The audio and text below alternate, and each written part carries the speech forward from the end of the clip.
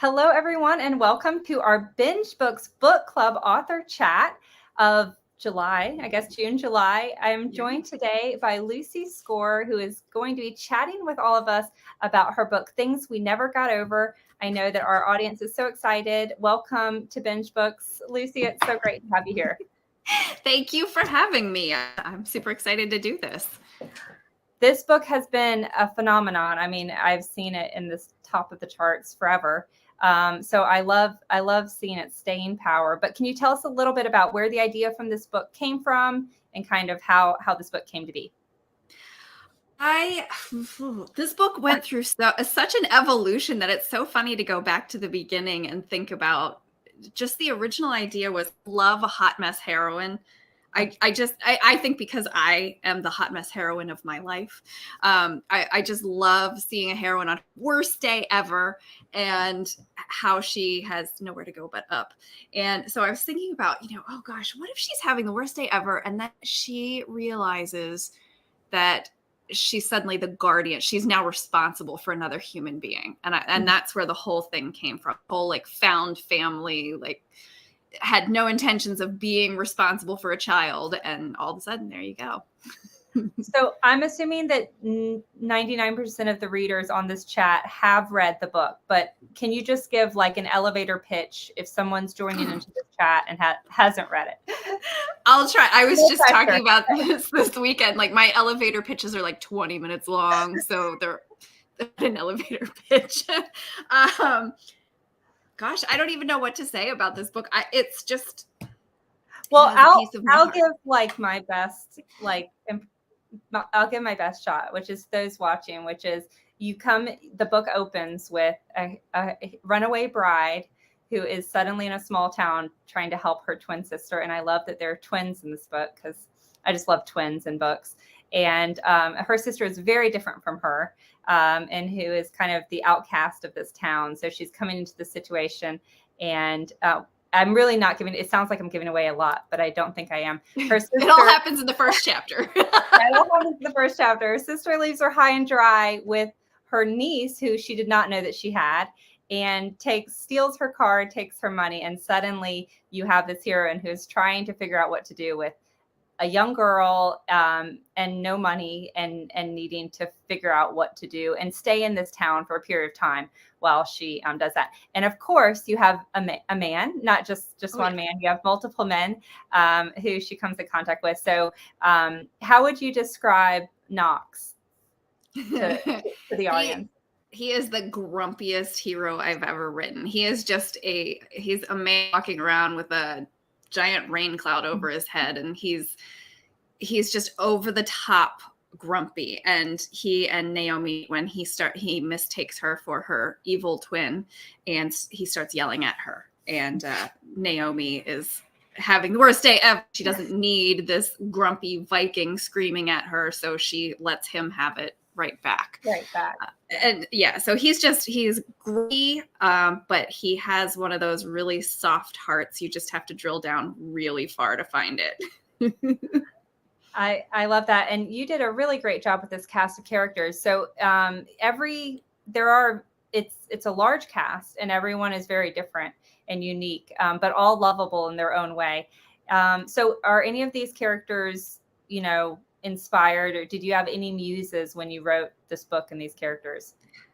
This all kind of just came from, I don't know where it came from. It really was one of those. I love a sunshiny heroine. So Naomi is just very optimistic. She has no money, no car, no job. She left her fiance at the altar, and now she's responsible for an 11-year-old. And she's like, I think I can make this work. I think we can deal with this. Somehow all of these characters appeared on the page the way they ended up in the book, and it was it's almost like they exist somewhere out there, which I totally think they do. And they're living their lives, and I'm just watching them and writing down everything that they do. So it was, there wasn't any good, solid, real life inspiration, which I think when you have that kind of inspiration that comes from real life, it makes it so much easier. And I think that's why it took so long to write this book, because I didn't have anything that I could draw from. So it was a wild ride to write. Than your other book? Did this book what? Take you longer than your other book? Yeah, it took me almost 6 full months to write, which I know, like, if somebody hasn't written a book or is just starting out, that sounds like nothing.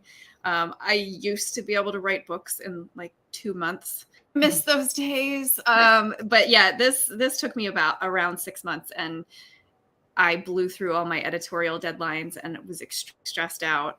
It was supposed to come out last October, and I could not make it happen. And Mr. Luth, my handsome publisher / hot guy, he's sitting in my office. He was like, I don't care how long it takes you to write this. Just write the best book you can, and we'll deal with everything else later. And that, that just made me feel so much more calm about the fact that I had blown through all these deadlines. I'm very deadline motivated, and by failing on that, I was at a tough time. So once I just focused on making the story as good as I could, it actually started going easier.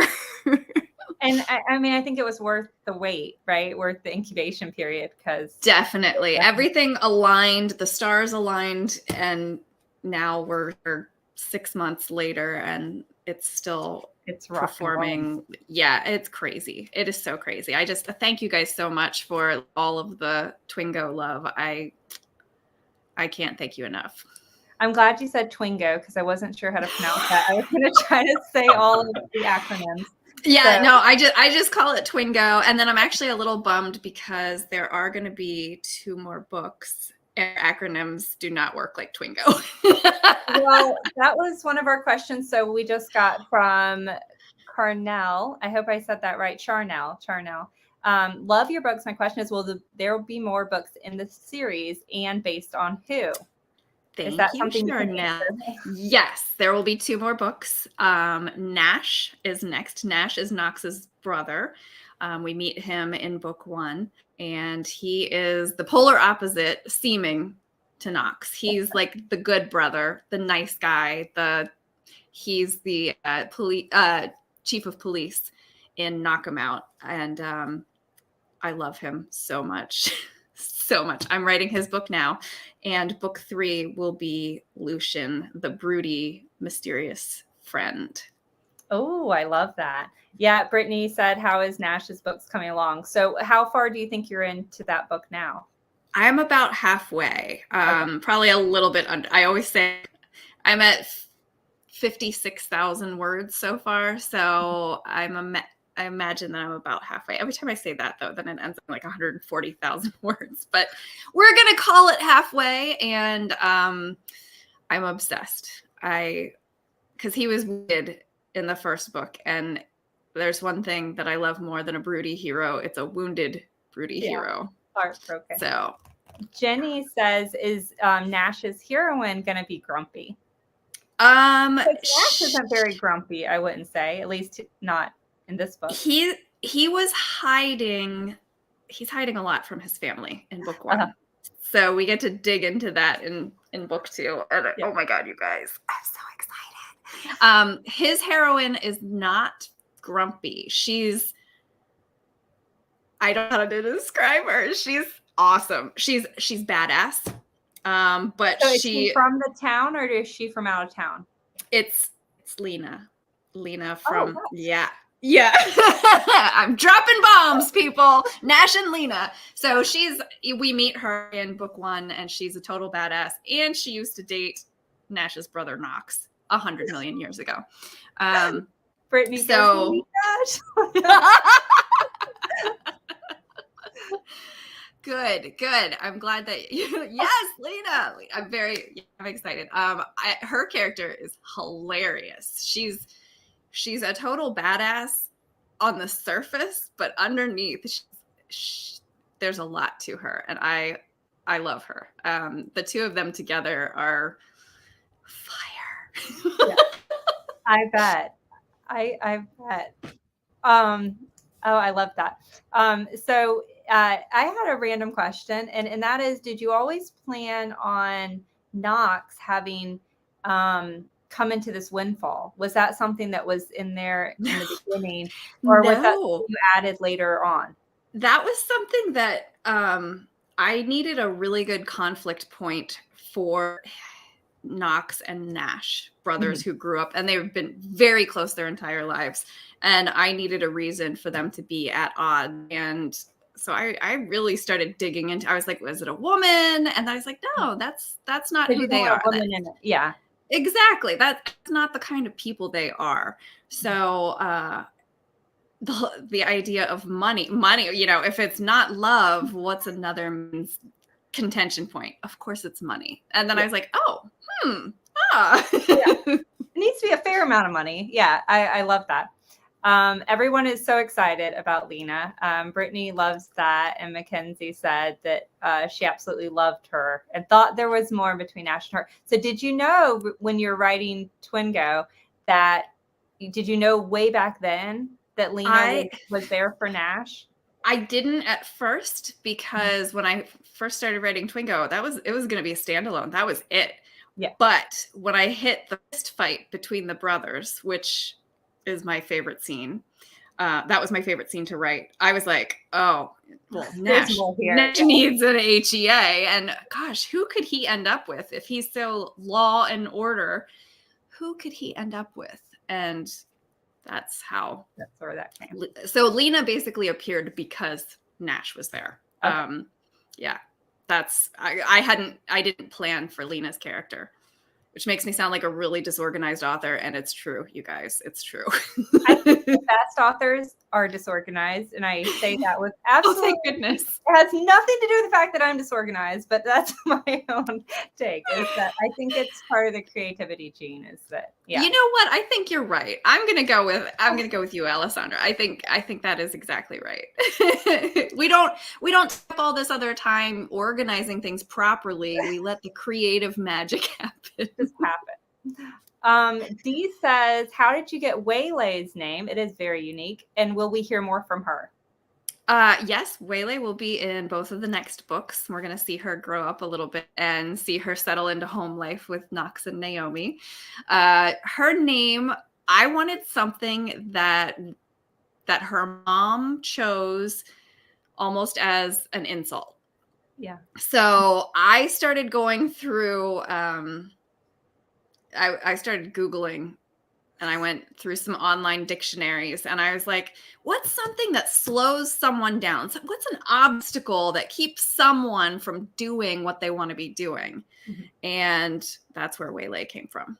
And then I had already named the dog Waylon. I was curious about that. Yeah. And I don't know if we can swear on here. I get stuff. I get crap from my editor all the time on having names that are too similar. And I'm like, so I'm going to write it into this plot. I'm going to have Waylay and Waylon. And when somebody says Way, they're both going to come run.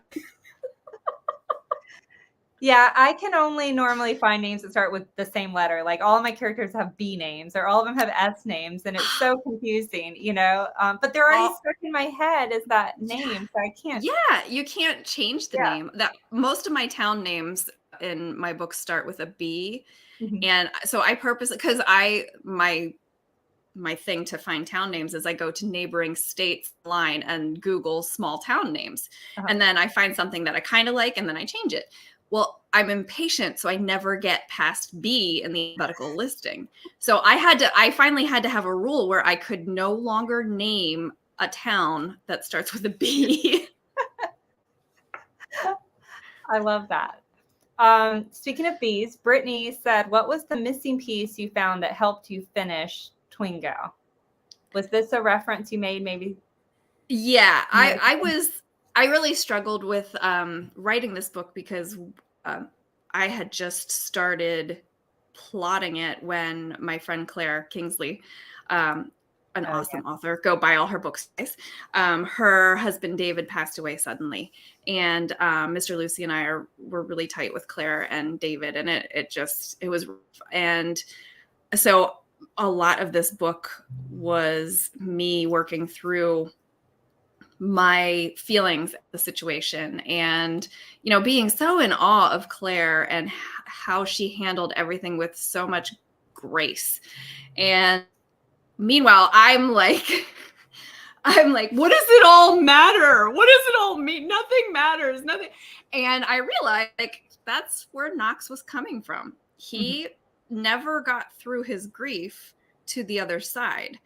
And I realized that Naomi was there to show him the way. And he, you know, we all know how every love story ends. You know, we all know that they end, but we still are brave enough to fall in love.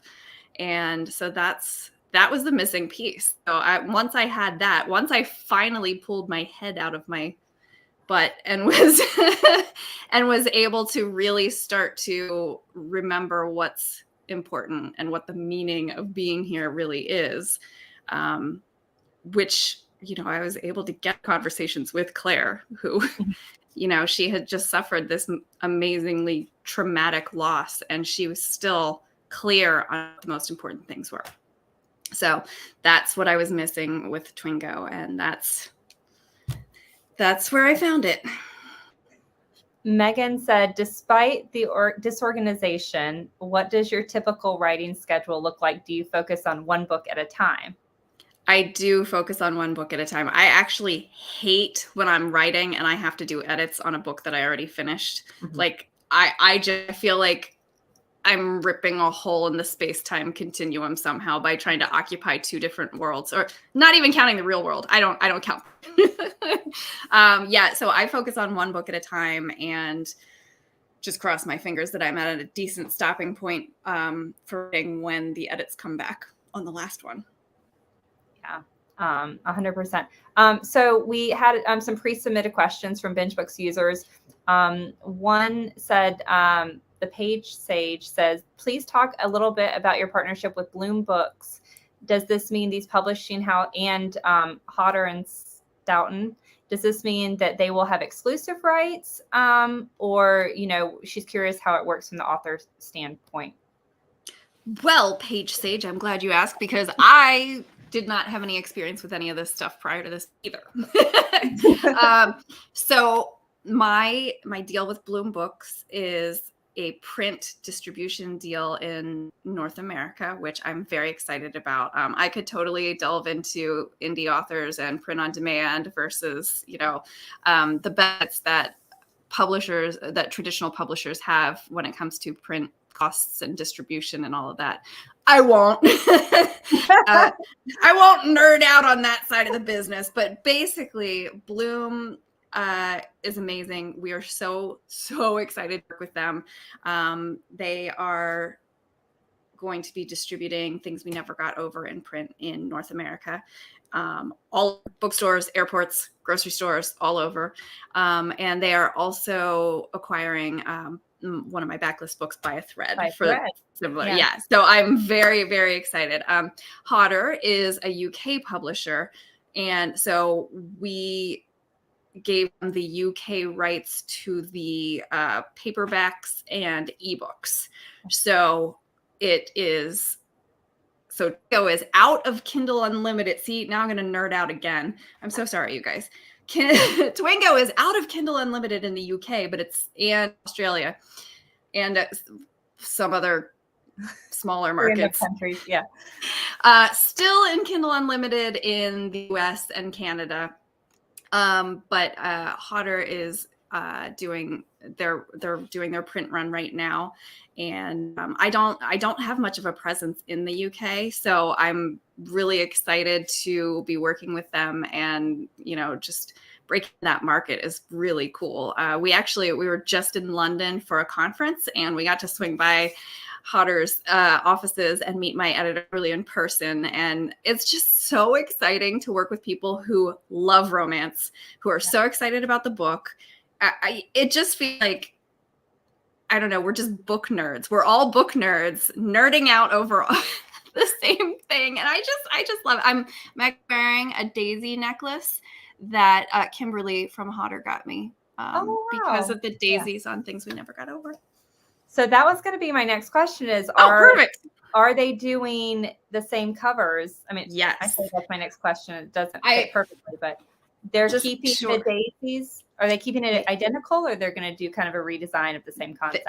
They are keeping the concept, keeping the covers. The only difference is Hodder did gold foil on the cover. Ooh, how pretty. I know. It's so cool. It looks amazing. Have they gave you me a held one? copy. Yes. Yeah, okay. I thought I had it in here. Oh, Mr. Lucy's gonna look. Oh, is that it? Let's see if I can make it twinkle. Oh, that's so cool. Yeah. Twinkle. On the spinners. Oh, that's so. Oh, and your name is also. And my name. And then on the. Sorry, yeah, I can't master this. Reverse camera. Oh, a good question from Martina. She says, "Is it being edited to use British English? Do you know?" It is not. It is not. Yeah, and someone also wanted to know on the others in the series, are you going to do flowers on all of them? Do you know? Yeah. I actually just got the cover concepts for 2 and 3. I got they're pretty much finalized today. And yeah, so the flower theme continues and you guys are going to love them. So yeah, I actually have titles for these books. Can you believe it? You're starting to sound organized, so I don't know. Well, I guess that happens when traditional publishers get involved. They're like, so let's talk about print dates like 6 months from now. I'm like, I don't understand. My calendar doesn't go that far. Yeah. So are they, are you also, they're going to do the print for the second and third? There's talk. We'll see. Okay. There's talk. We'll find out. We'll find Yeah. It's pretty cool. Dee was asking why daisies. Is there a significance to daisies? Well, okay, this is gonna sound way less like awesome. I was going through Shutterstock.com. That's where I get a lot of my stock art, and I was trying to come up with a different concept. I wanted something different, and I was looking at color explosion powder, like if you do a color run, like the 5K, and they're throwing. So I was looking at stuff like that. Somehow I came across this photo with the daisies and I was like, So I sent it to the designer and, she took her time, threw some concepts back, and I did not even look at any of the other concepts. I saw the thumbnail of this. We didn't change anything. Like, I think we may have moved a petal over a little. It was exactly right. And I was like, that is it.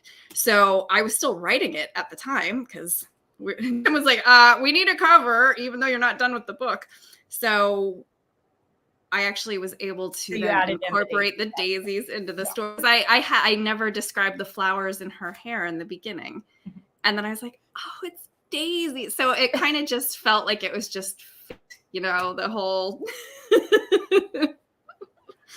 Well, on that topic, Alex, one of our pre-submitted BingeBooks questions, Alex said, just curious why the change from real models to scenery and clip art type covers. I love the new look, just wondering why the change when so many authors are still using hunky model types. Alex read it 3 times, just finished Maggie Moves On, and they're emotionally exhathead.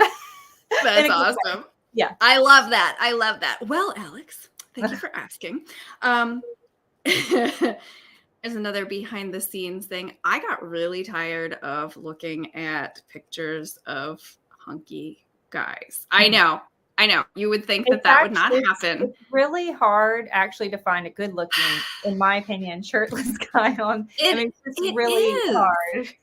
Or if you're going the couple route, it's so hard to find a couple that really looks like what you have in your head. And so I would spend hours and hours, and finally I was like, I can't do this anymore. I don't like doing this. And I think at this point it's also harder to stand out in the marketplace when you have people on your covers, because there are a lot of books out there with the cover. So with Things We Never Got Over, somebody can say, I just read the book with the daisies on the cover, and they know instantly like which one it is. If say I just read the book with that hot guy on the cover, we have no idea which one it is, because we have so many. We are so lucky. We have so many hot guy covers. But this whole change for me happened. I actually looked. I haven't had a person on my cover in over 2.5 years. Just because I hit a wall and I was like, I just can't do this anymore. So the very first book that we tried doing an on cover with was Rock Bottom Girl up there with the soccer ball.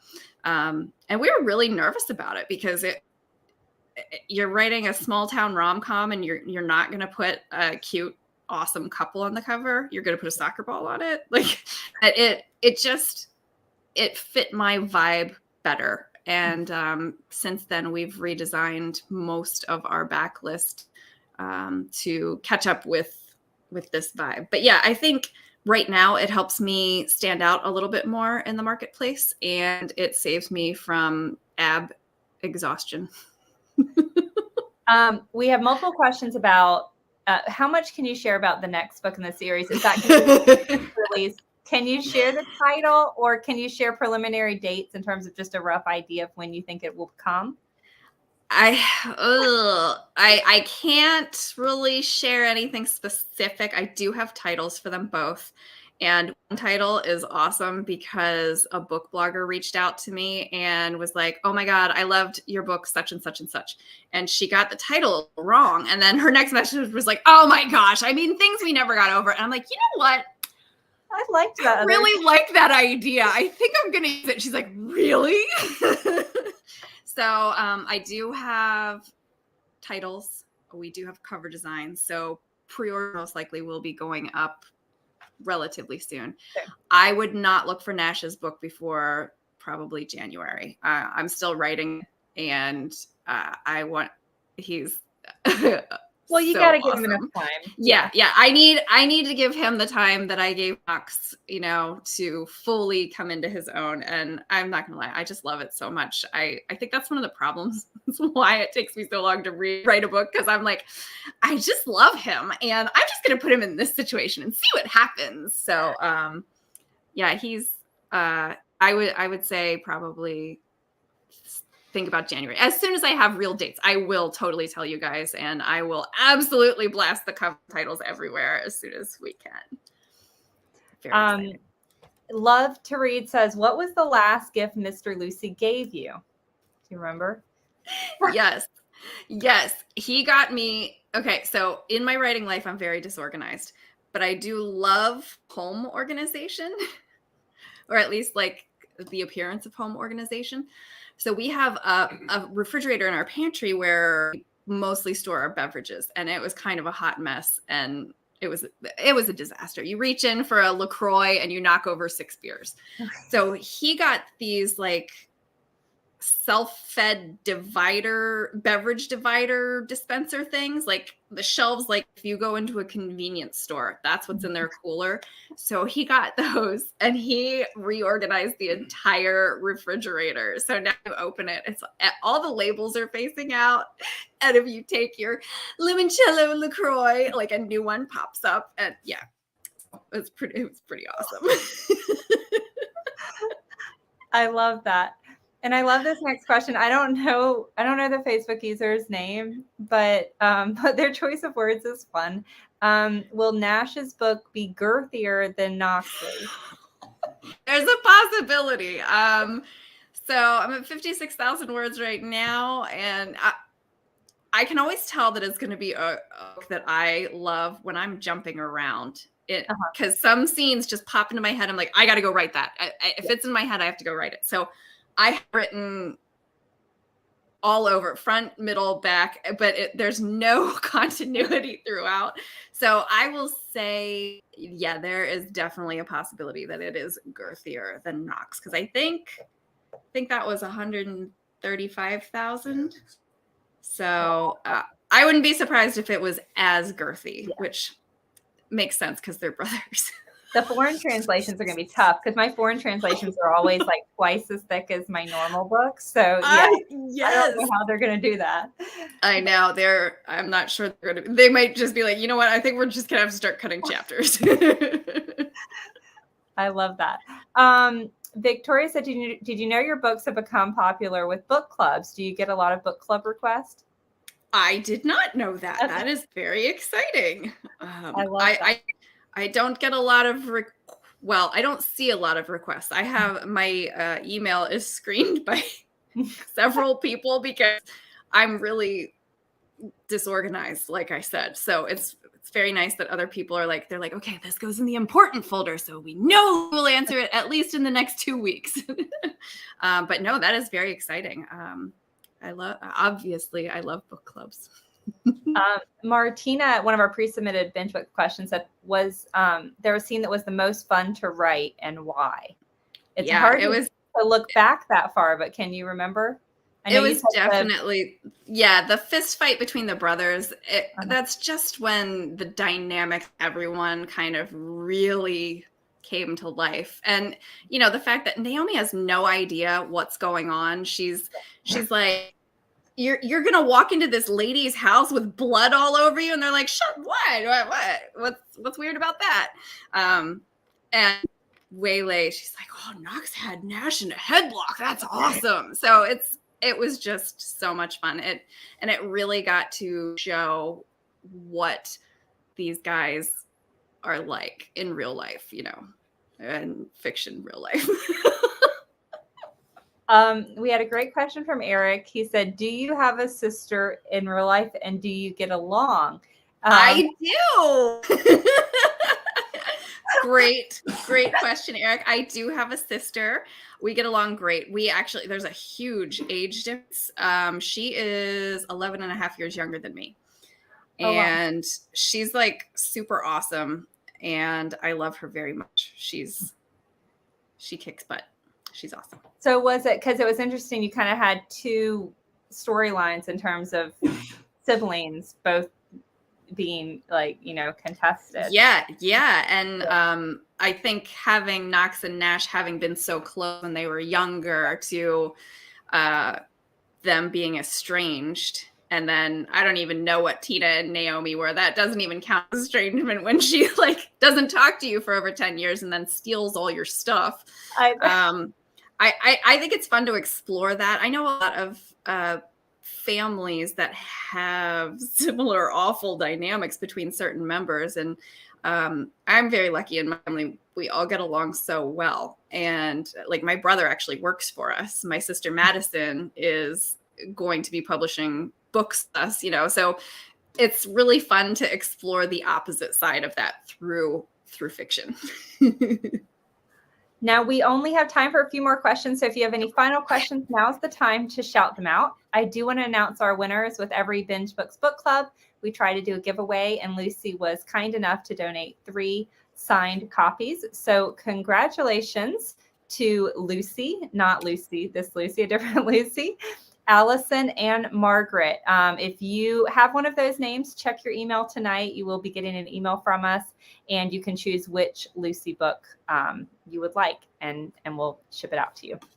So thank you, Lucy, so much for that, and congratulations to all those. Okay, a few quick questions. Did you have a town that was the inspiration for Knock 'Em Out? I did not. All right. Have you read any good books recently you can recommend? Do you have time to read anymore?